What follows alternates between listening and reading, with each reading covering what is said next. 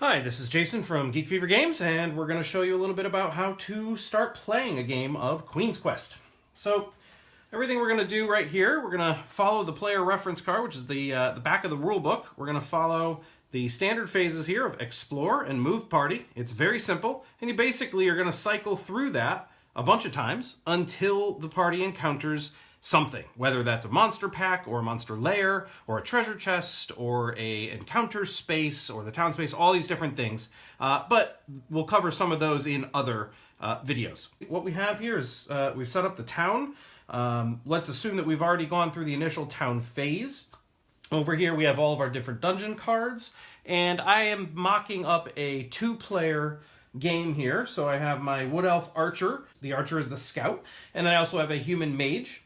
And the mage is also going to double as the leader. The other three roles don't matter for the purpose of what this video is going to cover.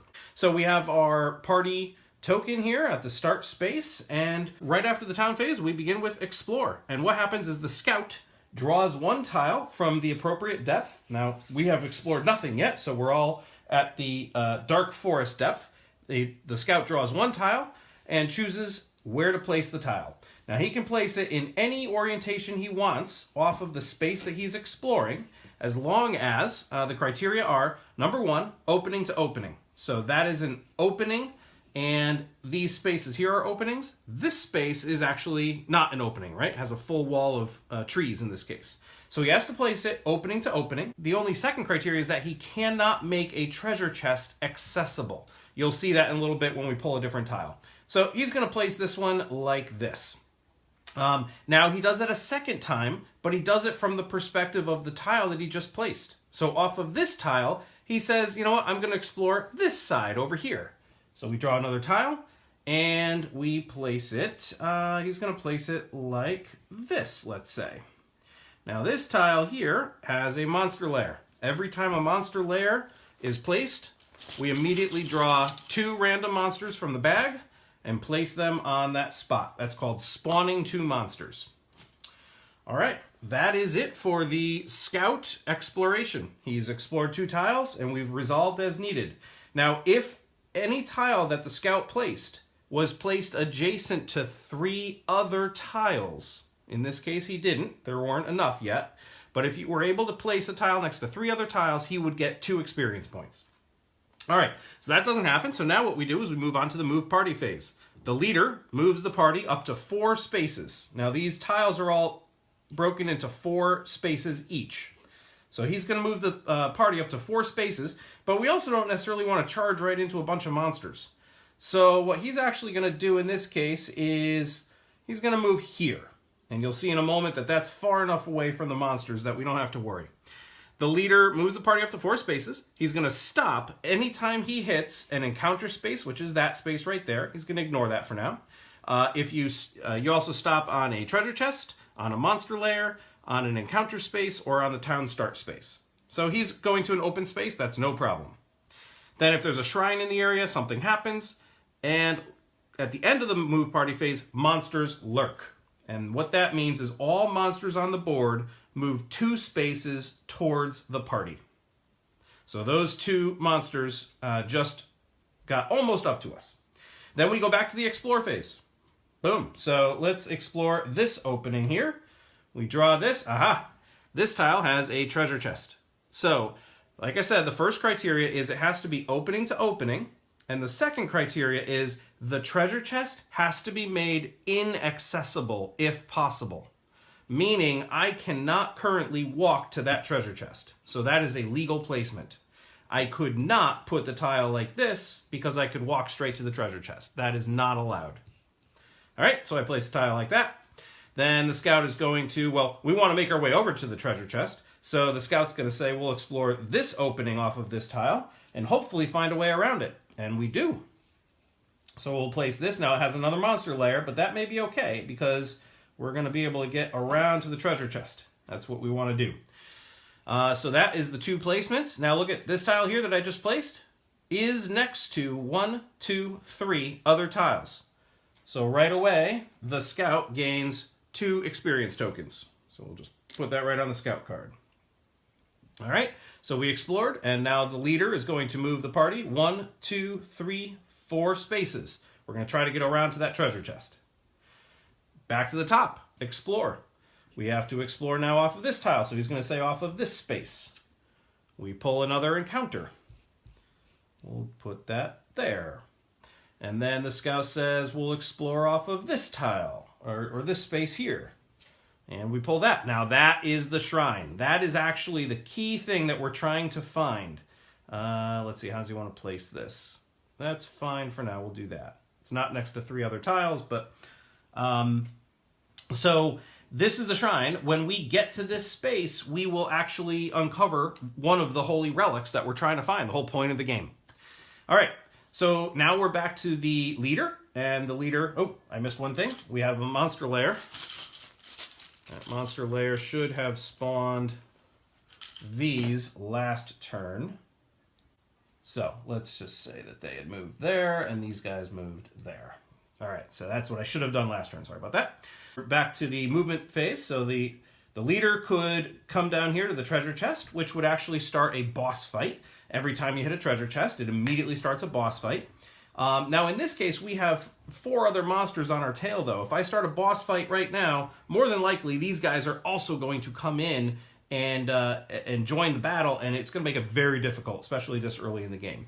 So you know what? The leader says, you know what? Let's go and uncover the relic, and then we'll make our way back. We'll have to fight through a couple monster packs. So the leader says we're going to go 1, 2, 3 spaces to get to the shrine. And so we immediately move on the party management phase. We move the quest token over to the found on the dark forest. So we have found the relic in the dark forest.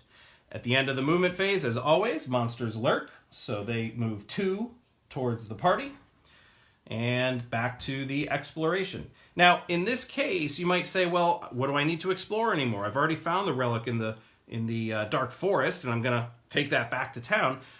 So you always have to explore if you can. So we have to explore. We'll explore that opening right there. And that's another encounter space. You haven't seen that yet, but that's okay. Yeah, we'll place it like that. I have to move these cards over a little bit. And then we'll explore here. And there's another monster lair. So that means we add 2 more monsters.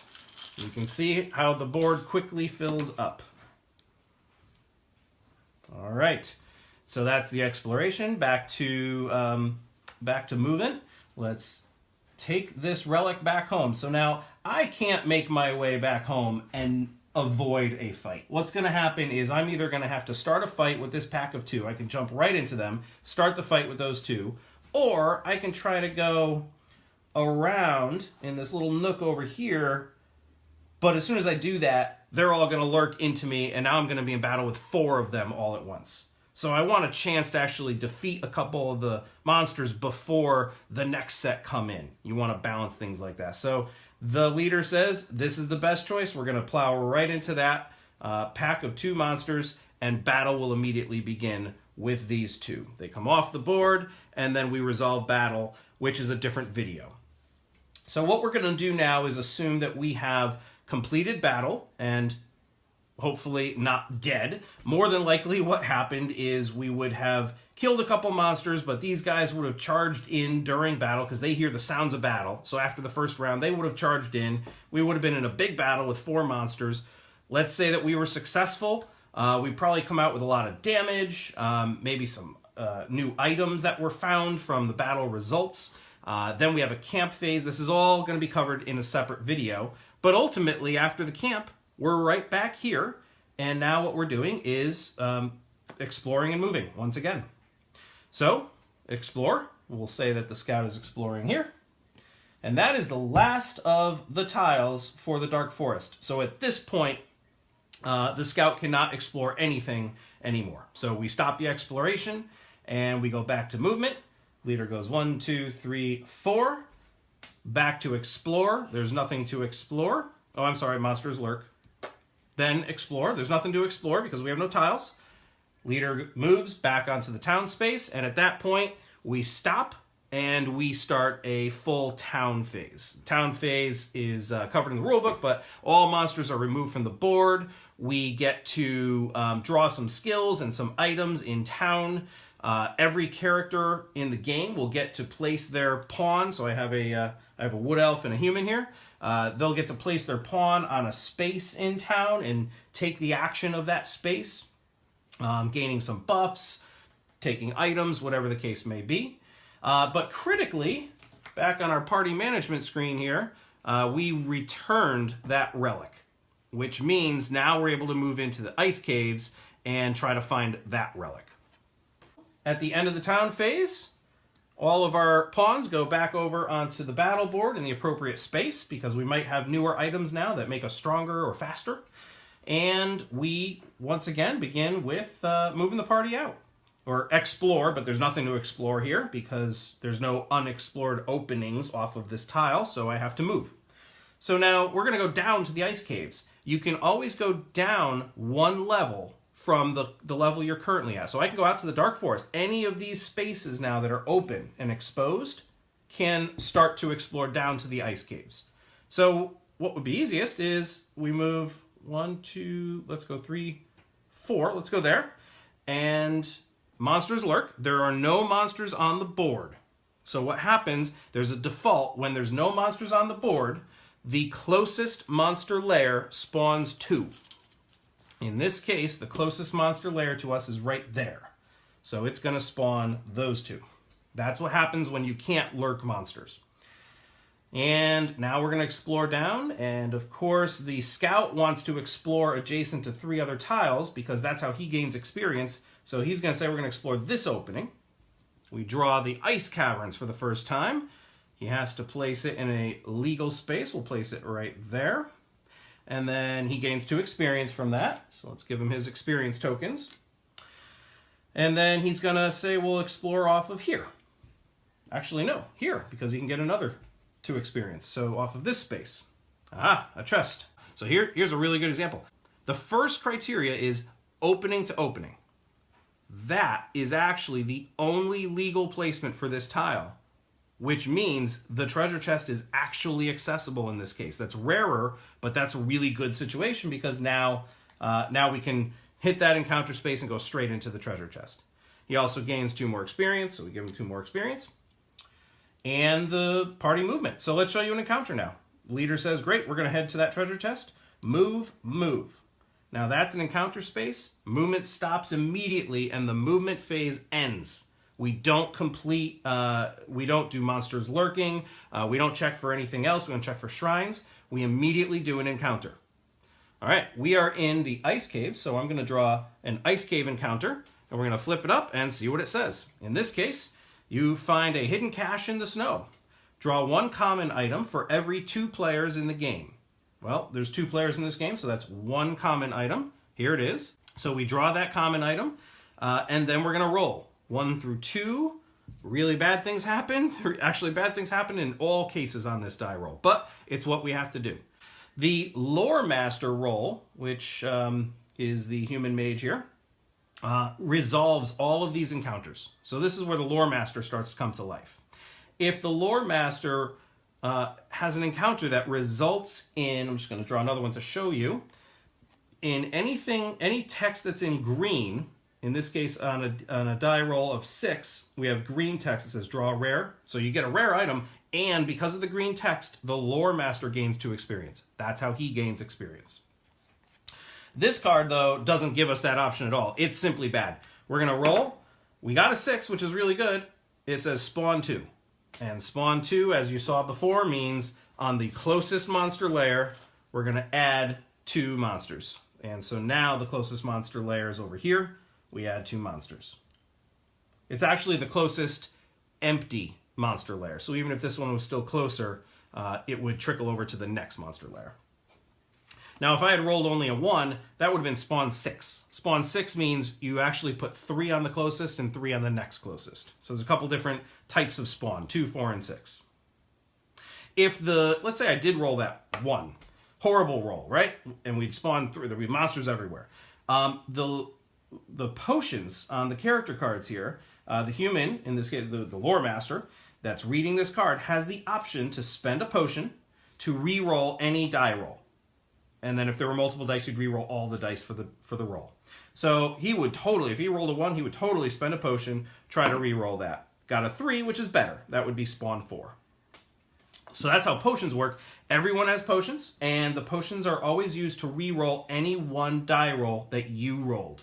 So it has to be one of your own rolls, and that's part of why the character rolls are split out the way they are. So the lore master is responsible for all the dice rolls on the encounter cards. At the bottom of the encounter is monsters lurk. That happens at the end of the encounter. All monsters on the board lurk 2 towards the party. And that is probably enough to show you how the main loop of the game works, which is moving, exploring, lurking, etc.